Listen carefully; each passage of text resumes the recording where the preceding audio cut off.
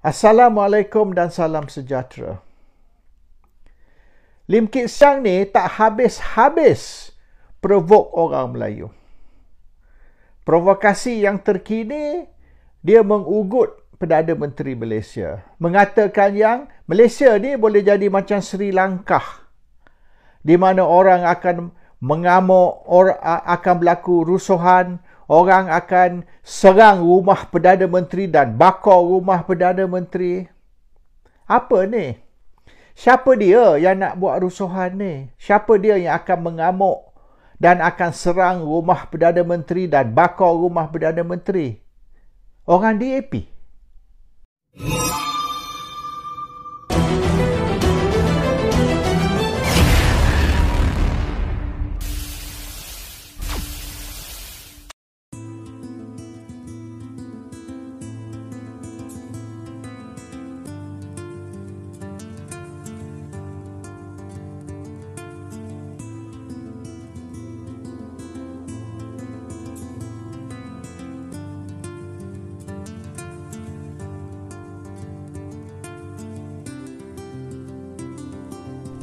Sudah 50 tahun lebih Lim Kit Siang ni tak berhenti-berhenti provoke orang Melayu.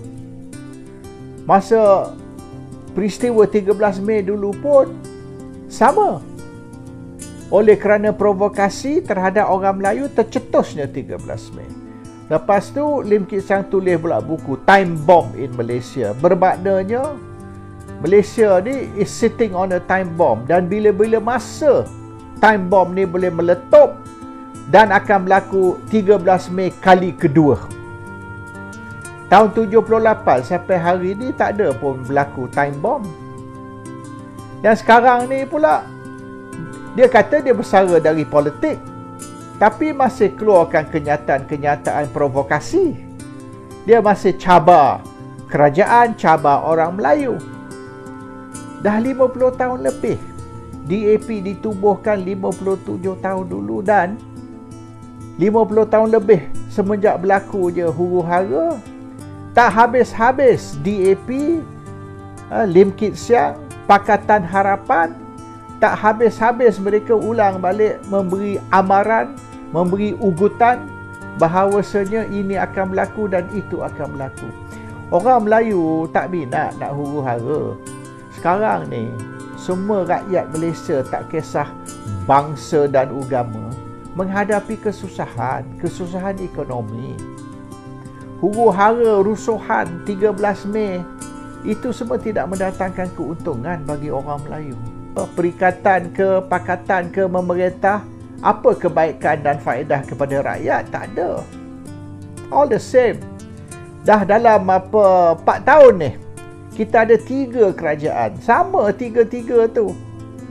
Dan sekarang ni dah mula nak nampak perubahan. Improvement sikit. Nak buat huru-hara lagi. Nak suruh kerajaan jatuh lah. Nak adakan pilihan raya lah. Nak adakan rusuhan 13 Mei sekali lagi lah. End of flashback. Saya ingat lagi. Saya umur 18. Semasa 13 Mei berlaku. Saya duduk di Bangsa. Boleh dianggap tempat yang habis hangat. Tempat lain masa tu semua curfew dah tak ada. Bangsa masih curfew. 3 hari curfew. Disambung lagi 3 hari sebab memang Bangsa tu hot. Isteri saya sekarang, Marina, duduk di Brickfields. Neighbor. Across the railway track. Jadi hari-harilah saya Bangsa, Brickfields, dan saya pun banyak kawan dekat Brickfields, dekat Railway Club tu, di belakang Scott Road tu, semua banyak kawan sekolah saya. Jadi saya boleh katakan Brickfields dengan Bangsa tu kampung saya lah. Hari-hari boleh nampak saya berjalan dari Bangsa ke Brickfields, dan dia seberang railway track aja. Dekat je, tak jauh. Dan semasa pilihan raya 69, pihak pembangkang berkempen, dia buat ceramah di sini, di situ. Saya pergi semua ceramah. Masa tu saya umur 18, tapi saya tak berminat politik. Tapi sedaplah dengar orang berceramah. Dan yang kontrol ceramah dekat Bangsa Brickfields ni pembangkang. Dan mereka, ceramah mereka ni penuh dengan provokasi. Kita akan tenggelamkan kapal layar, dia kata. Sebab masa tu Parti Perikatan, dia punya simbol ialah parti layar. Kita akan tenggelamkan parti layar dan biar dia orang mampus tengah laut. Kita akan halau orang Melayu keluar dari bandar. Dan macam-macam. Dan ada geng-geng Cina di dalam crowd masa tu. Mo Tiu Malayan. Saya tanya kawan saya, apa dia Mo Tiu Malayan? Dia kata, no fuck Malay. Jadi, memang dia orang ni, cabaran mereka ni very fierce.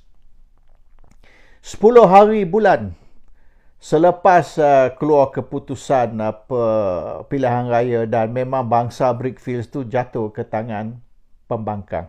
Bukan saja bangsa Brickfields, banyak tempat di Kuala Lumpur tu jatuh ke tangan pembangkang. Mereka bergarak dan saya tengok dia orang bergarak dan dia orang menjerit, kata Melayu balik kampung tanam jagung. Melayu balik kampung tanam jagung. Kuala Lumpur sudah jadi hak Cina. Kita punya, we own Kuala Lumpur. Malays get out. Jadi sebab apa dia orang ni boleh katakan militant dan agresif sangat? Saya pun terasa. Dan saya pun, ialah bangsa Brickfields tu boleh katakan banyak bukan Melayu dan orang India, orang Cina, dan saya pun berkawan dengan mereka. Saya tak pergi sekolah Melayu masa tu.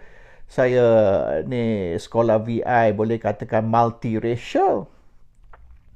Dan saya baru umur 18, saya tak minat pun politik semasa itu. Tapi bila berlaku macam ni, dah mula, makna Melayu, Cina, India, sudah mula berlaku perbezaan. Dan saya tengok orang India, di bangsa Brickfield, orang India bersama Cina. Dia tak bersama Melayu. Jadi apabila kawan Cina saya pun berkata, oi, Mo Tiu Malayan, and then dia orang ketawa, saya pun terasa juga sebab kita dah berkawan dah lama dah. Jadi oleh kerana ni awak no fuck Malay dengan saya. Jadi apabila 13 Mei tu, 3 hari kemudian dah, 13 Mei pagi tu, kawan-kawan saya dari bangsa tu, Kampung Haji Abdullah Hukum, Kampung Pantai Hall, semua di bawah tu, rumah saya dekat Riong, belakang Straits Times, atas bukit. Jadi diorang tu seberang jalan dekat Haji Abdullah Hukum, Pantai Hall, Pantai Dalam.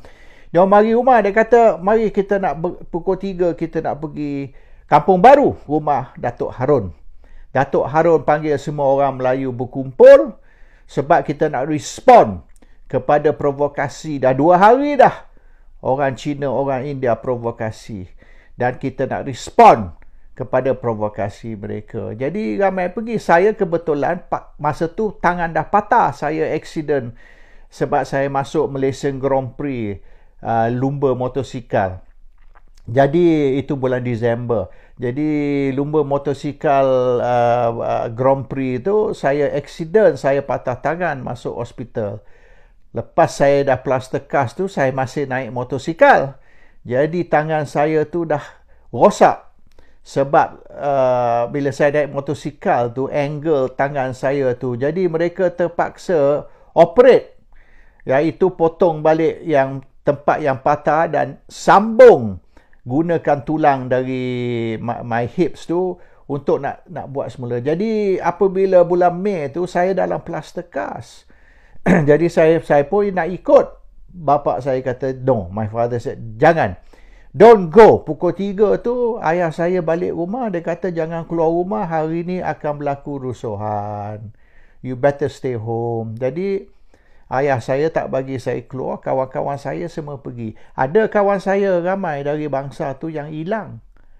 Semenjak 13 Mei sampai hari ni dah tak jumpa dah, tak tahu apa berlaku kepada mereka. Beberapa orang tu just disappear totally. Tak tahu hidup ke, mati ke, atau what happened. So anyway, that started May 13. 3 hari kemudian. Tapi 2 hari punya provokasi tu, dia orang berarak, procession, cabar orang Melayu, Kuala Lumpur, kita punya orang Melayu balik kampung tanam jagung and all that. So this has been going on. And it's more than 50 years. So Lim Kit Siang ni masih nak bangkit balik isu perkauman. Dan sekarang ni dia kata akan serang pula rumah Perdana Menteri, bakar rumah Perdana Menteri. Malaysia akan jadi macam Sri Lanka. Sri Lanka tu memanglah militan dari dulu lagi. Diorang pun boleh dikatakan berperang di antara beberapa puak India dengan India lah, tapi boleh katakan suku kaum lain, agama lain dan sebagainya. Jadi tak boleh dah kita nak samakan dengan Malaysia ni.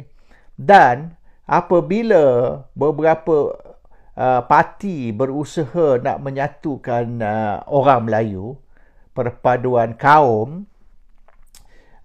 walaupun ada beberapa orang Melayu yang tak mau lihat perpaduan kaum, mereka lebih penting politik dan perpaduan kaum, terutama sekali perpaduan ummah. Dan Lim Kit Siang pula nak cuba berpisahkan rakyat Malaysia ni dan nak mencetuskan perselisihan dan huru-hara. Jadi Kit Siang ni kalau nak bersara lah, cukup lah. More than 50 years you have been provoking, macam-macam provokasi nak suruh orang bergaduh. Sekarang ni kita nak cari jalan damai, supaya kalau kita boleh berdamai dan usaha untuk boleh katakan mengatasi masalah ekonomi, terutama sekali dalam masa rakyat ni dalam kesusahan, it's better that we focus on the rakyat's welfare. Then we focus on pilihan raya politik dan cuba mencetuskan selisih faham di antara kaum. So this is the problem with Lim Kit Siang lah. Dia kata nak bersara, tapi tak bersara. Mungkin kita kena tunggu Tuhan bersarakan dia, barulah Malaysia ni boleh aman. Selagi ada orang macam Lim Kit Siang di Malaysia ni, susah nak cari keamanan di dalam negara. Assalamualaikum. Salam sejahtera. Lupa juga untuk komen dan share, like dan jangan lupa juga untuk subscribe rancangan saya agar anda tidak akan ketinggalan untuk menonton video-video saya akan datang. Jadi itu saja daripada saya. Terima kasih kerana menonton. Bye.